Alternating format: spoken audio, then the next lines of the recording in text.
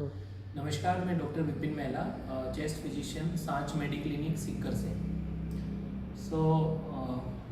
दुनिया के अंदर इजराइल, अमेरिका, ईरान, इनके बीच के युद्ध के बीच में आज मैं आपको एक ऐसे टॉपिक के बारे में बात करूंगा जिसमें भी लोग मर रहे हैं बट उनका उसकी तरफ अपना ध्यान जाता नहीं है। जैसे इजराइल ईरान युद्ध के दौरान लोग मर रहे हैं, वैसे इस एक बीमारी है ट्यूबरक्लोसिस, इसकी वजह से भी हर 2 मिनट में एक आदमी मर रहा है।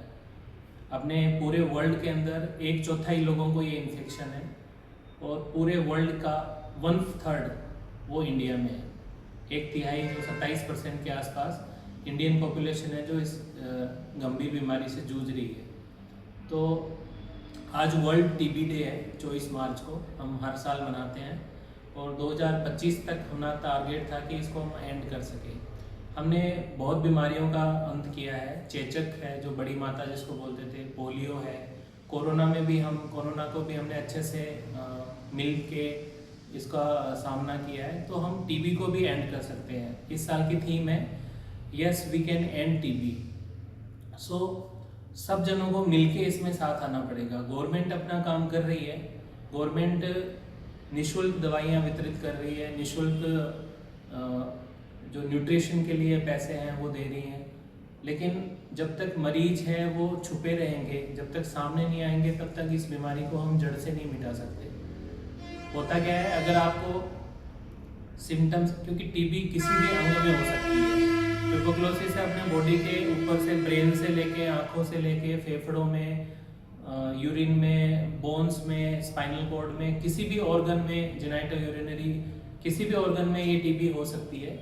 तो 90% ये ट्यूबरकुलर पल्मोनरी ट्यूबरक्लोसिस ही होता है जिसमें हमें खांसी आती है। अगर आपको 2 हफ्ते से ज़्यादा खांसी है और अगर कफ में बलगम आ रहा है, इसके अलावा आपको भूख कम लग रही है, आपको थकान रहती है, शाम के टाइम पे बुखार आती है, पसीना आता है, नाइट स्वेट्स आते हैं, तो आपको अपने नज़दीकी चेस्ट फिजिशियन से मिलना चाहिए और अपने इस गंभीर बीमारी की जाँच करवानी चाहिए। इसकी जाँच बहुत सिंपल है। अगर कफ आ रहा है तो उसकी कफ की एक सैंपल लेके आप गवर्नमेंट हॉस्पिटल में करवा सकते हैं। इसको एक सिंपल सी जांच होती है, उसमें हमें पता लग जाता है कि टीबी है या नहीं है। अगर आपके फेफड़ों में पानी भरा हुआ है तो अपने चेस्ट फिजिशियन से मिलिए, वो 5 ml के अराउंड निकालेगा और उसकी कुछ जांचें करवाएगा। चेस्ट एक्सरे करवाइए। डायग्नोसिस बहुत ज़रूरी है। ये बीमारी किसी को भी हो सकती है। मैंने जैसे बताया कि 1/4 वर्ल्ड के अंदर 1/4 लोगों को ये इन्फेक्शन है ऑलरेडी। जिसकी भी इम्यूनिटी डाउन होगी उसको ये बीमारी हो सकती है, डॉक्टर्स को हो सकती है। अगर आप हेल्थ केयर प्रोफेशनल्स हैं, नर्सिंग स्टाफ, पैरामेडिकल स्टाफ, किसी को भी ये बीमारी हो सकती है। इनको चांसेस ज़्यादा हैं। इसके अलावा जो स्लम्स में रहते हैं, रूरल एरियाज में, जिनका जो अंडर न्यूट्रिशन वाले लोग हैं, उनको ये बीमारी होने के चांसेस ज़्यादा होते हैं। तो अगर आपको ये सिम्टम्स हैं तो आप घबराइए नहीं।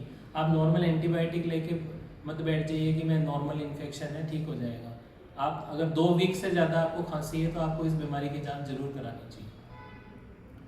आइए अपन मिलके आज ये प्रण लें कि अगर सब जने मिल जाएंगे, गवर्नमेंट अपना पार्ट कर रही है, डॉक्टर्स, प्राइवेट डॉक्टर्स हैं वो अपना पार्ट कर रहे हैं, पेशेंट को भी आगे आना होगा। और अगर ये बीमारी, क्योंकि अगर आप इसको जांच नहीं करवाओगे तो आप अपने घर में 10 जनों को ये फैला चुके होंगे। मैंने देखा है हॉस्टल्स में या फिर स्लम्स में बहुत सारे ऐसे पेशेंट्स हैं जो उसको छुपा के बैठे रहते हैं और हर जने को ये गिफ्ट बांटते रहते हैं। तो इस बीमारी का मेन जो मोटो है ये है कि अगर ये अर्ली डिटेक्ट हो जाएगी तो हम इसको डायग्नोज करके, आजकल तो 4 मंथ्स का ट्रीटमेंट आ गया, पहले 6 मंथ का ट्रीटमेंट था।